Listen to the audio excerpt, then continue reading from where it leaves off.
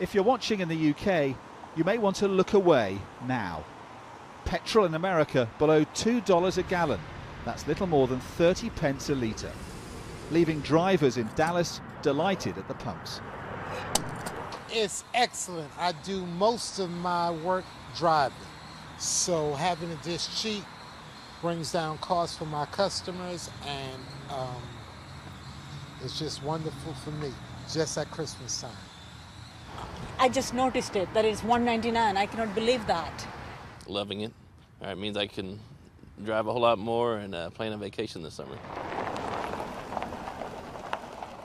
To understand what's going on with oil prices, we went to West Texas. For the last 5 years, they've ridden one of the biggest oil booms in history here. Which, of course, is the kind of oil Paul Kenworthy owns 10 oil wells tapping the Permian Basin. Yes, we are pumping out light, sweet, West Texas intermediate crude oil. How much is this here worth less than it was before what they call Black Friday, when the price just plummeted? Since June, from say $95 down to $55.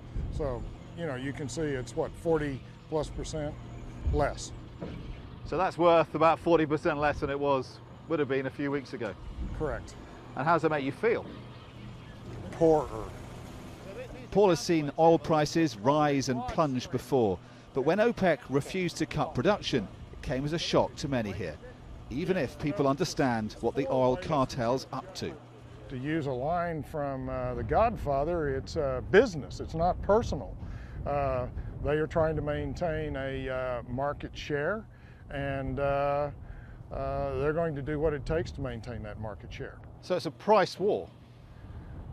The effect of it is a price war. Is a manufacturer. An OPEC-US oil price war threatens the drillers and those depending on their business. Oil equipment supplier Pat Kirby says people are bracing themselves for what could be on its way. I know some people that spend a lot of money, private jets and so forth. You know, hopefully they've been tucking cash away as well. Good times never roll forever. Sometimes the gravy train does get derailed. Making it harder for America's oil industry is the knowledge it's become a victim of its own success.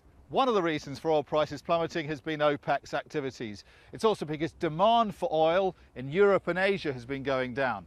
But a lot of it has to do with this, fracking in America, and the huge increase in oil production here as a result.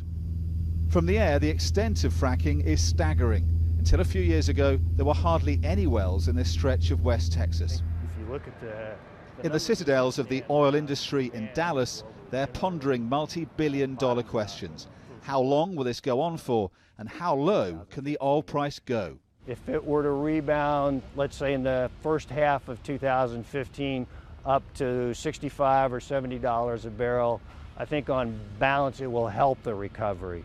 If it were to drop further, I think it'll harm the recovery. So there's a lot at stake here, not just for America, but for the rest of the world.